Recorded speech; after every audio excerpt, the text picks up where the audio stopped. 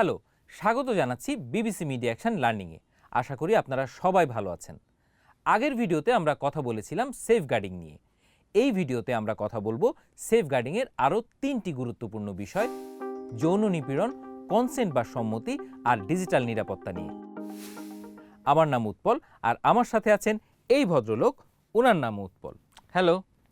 Safeguarding হলো আমার কারণে বা আমার করা কোনো নিউজের কারণে যেন কারো ক্ষতি না হয় সেটা নিশ্চিত করা।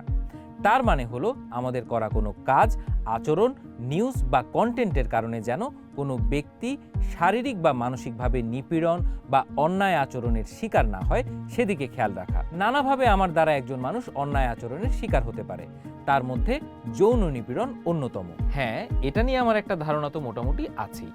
কোনো প্রাপ্তবয়স্ক ব্যক্তির সাথে তার অনুমতি ছাড়া শারীরিক সম্পর্ক করা বা সেটার চেষ্টা করা হচ্ছে যৌন নিপীড়ন। হ্যাঁ, ঠিকই বলেছেন। এর পাশাপাশি যৌন ইঙ্গিতপূর্ণ আচরণ করাও যৌন নিপীড়নের মধ্যে পড়বে।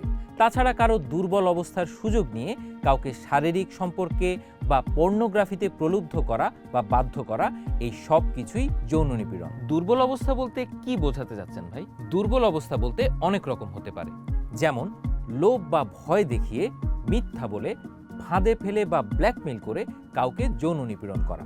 আর শিশুদের ক্ষেত্রে সম্মতি থাকুক বা না থাকুক, সকল ধরনের যৌন সম্পর্ক বা যৌন ইঙ্গিতপূর্ণ আচরণই যৌন নিপীড়ন হিসেবে গণ্য হবে। আর এই বিষয়গুলো যে শুধু কাজের সময় বা কর্মক্ষেত্রে হলেই তা নিপীড়ন হিসেবে বিবেচিত হবে তাও কিন্তু নয়, বরং কাজের বাইরে অন্য কোনো সময় বা অন্য কোনো স্থানেও যদি সহকর্মী বা অন্য কারো সাথে এরকম কোনো আচরণ করা হয় তাহলে সেটিও একইভাবে যৌন নিপীড়ন বলে গণ্য হবে, যা একজন ব্যক্তি ও তার প্রতিষ্ঠান উভয়ের জন্যই ক্ষতিকর ও আইনত দণ্ডনীয়।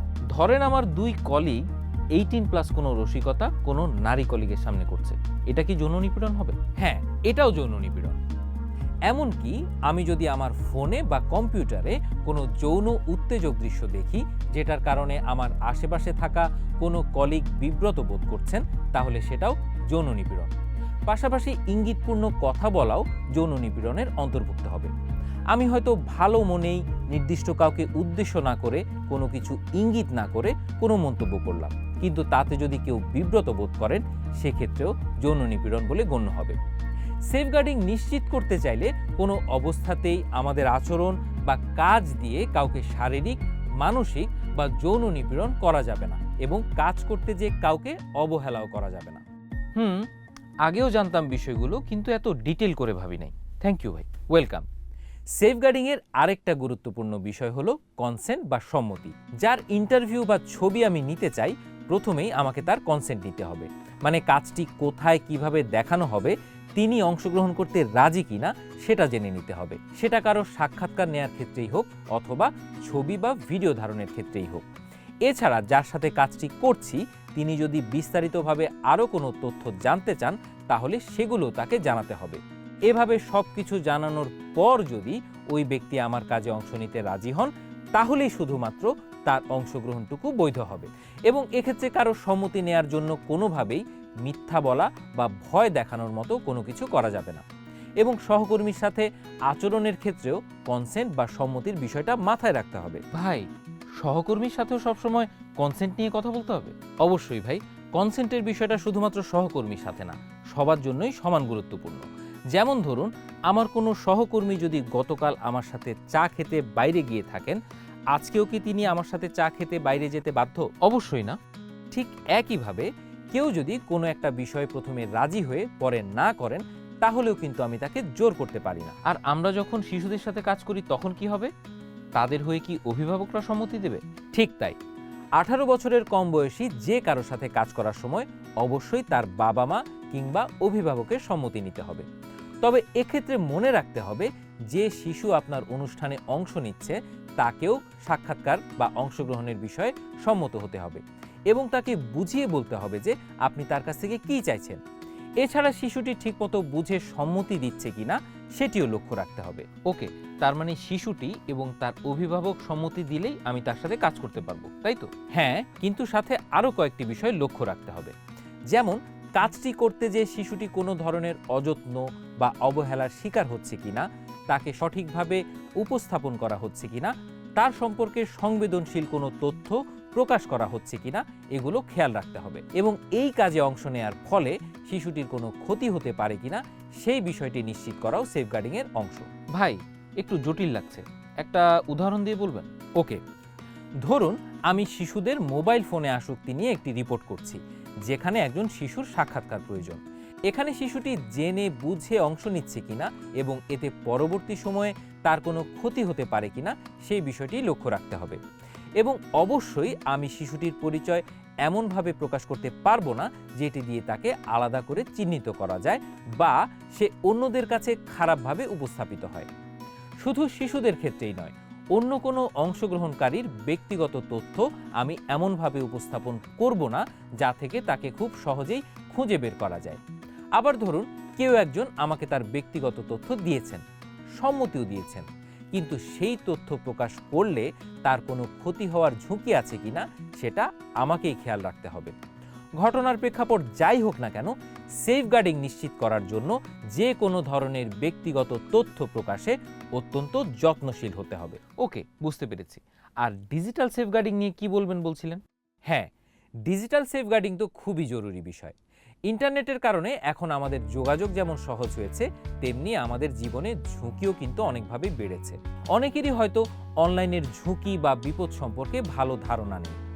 না বুঝে এমন কোনো বক্তব্য, মন্তব্য, ছবি বা ভিডিও অনলাইনে প্রচার করলে নিজের জন্যই বিপদের কারণ হতে পারে। কেউ যদি তার বক্তব্য বা ভিডিও প্রকাশের অনুমতি দিয়েই দেয়, তাহলে তো কোনো সমস্যা নেই, তাই না? আসলে সমস্যা আছে। তিনি হয়তো অনলাইনে কী ধরনের বিপদ হতে পারে সেটা না জেনেই এমন কোনো বক্তব্য দিয়েছেন যা তার জন্য ঝুঁকিপূর্ণ। এখন আমাকেই এই ঝুঁকির কথা মাথায় রেখে সিদ্ধান্ত নিতে হবে। আমরা তো কোনো কন্ট্রিবিউটরকে এই জাতীয় ঝুঁকিতে ফেলতে পারি না, তাই না? তা ঠিক। অনলাইনে যে কোনো কাজ করার সময় আমাদের মাথায় রাখতে হবে সেই কাজের মাধ্যমে আমরা কারো কোনো ক্ষতি করছি কিনা। ঠিক তাই, অন্য যে কোনো মাধ্যমের মতো কারো ছবি বা তথ্য অনলাইনে প্রকাশ করার আগেও কিন্তু তার অনুমতি নিতে হবে। এছাড়া অনলাইনে ছবি বা তথ্য প্রকাশের কারণে কেউ বাজে মন্তব্যের শিকার হতে পারেন কিনা এবং শিশু বা অন্য কেউ বাড়তি মনোযোগের কেন্দ্রবিন্দুতে পরিণত হতে পারে কিনা সেটি অবশ্যই সতর্কতার সাথে ভাবতে হবে। আচ্ছা, ধরেন অনুমতি আছে কিন্তু প্রচার করার সময় তিনি আপত্তি জানালেন, তখন কি হবে? তাহলে অবশ্যই আমাদের সেই ইন্টারভিউ বা ছবি ব্যবহার থেকে বিরত থাকতে হবে। ওকে, আবার অনেকেই দেখা যায় অনলাইনে এমন সব নেতিবাচক মন্তব্য করেন যেগুলো পড়ার উপযোগী থাকে না। সেগুলো কি করব? কি করি আমরা সেগুলো? একেবারেই যদি পড়ার অযোগ্য হয় বা গালাগালি হয়, সেগুলো আমরা ডিলিট করে দিই। ঠিক তাই, অনলাইনে পাঠক বা দর্শকের কোনো মন্তব্য যেন কোনো ব্যক্তি, গোষ্ঠী, ধর্ম, বর্ণ বা জাতির প্রতি বিদ্বেষপূর্ণ না হয় সেদিকে লক্ষ্য রাখতে হবে। এছাড়া কোনো তথ্য বা মন্তব্য প্রচলিত আইন বিরোধী হচ্ছে কিনা বা কোনো অন্যায়কে উস্কে দিচ্ছে কিনা এই বিষয়গুলো প্রতিষ্ঠানের পক্ষ থেকে লক্ষ্য রাখতে হবে। আচ্ছা, সবই তো বুঝলাম, কিন্তু প্রতিদিনের এত সব কাজের মাঝে সেফগার্ডিংয়ের এই বিষয়গুলো কে খেয়াল রাখবে? ভালো প্রশ্ন। আসলে সেফগার্ডিং বা সুরক্ষা নিশ্চিত করাটা কিন্তু শুধু একটি প্রতিষ্ঠানের ম্যানেজমেন্টের একার দায়িত্ব না, বরং প্রতিষ্ঠানের সকল শ্রেণীর কর্মী, সাংবাদিক, সম্পাদক, প্রশিক্ষক, গবেষক, ড্রাইভার, পরিচ্ছন্নতা কর্মী সবাই মিলেই সুরক্ষা নিশ্চিতের অভ্যাস গড়ে তুলতে হবে। এবং কোনো কারণে যদি সেফগার্ডিং বিঘ্নিত হয় তাহলে সাথে সাথে লাইন ম্যানেজারকে জানাতে হবে এবং এ সম্পর্কিত কোনো অনুসন্ধান হলে সেখানে সঠিক তথ্য দিয়ে সহায়তা করতে হবে। যদি আপনার লাইন ম্যানেজারকে বলা সম্ভব না হয় তাহলে তার লাইন ম্যানেজারকে অথবা প্রতিষ্ঠানের অন্য যাকে বলতে আপনি স্বাচ্ছন্দ্য বোধ করবেন তাকে বলবেন। অনেক ধন্যবাদ ভাই, সেফগার্ডিংয়ের বিষয়গুলো এখন পরিষ্কারভাবে বুঝতে পারছি। আপনাকেও ধন্যবাদ। দর্শক, আপনাদেরকেও অনেক ধন্যবাদ। আজ এ পর্যন্তই। দেখা হবে পরের ভিডিওতে অন্য কোনো বিষয় নিয়ে। এখন বিদায়, টাটা।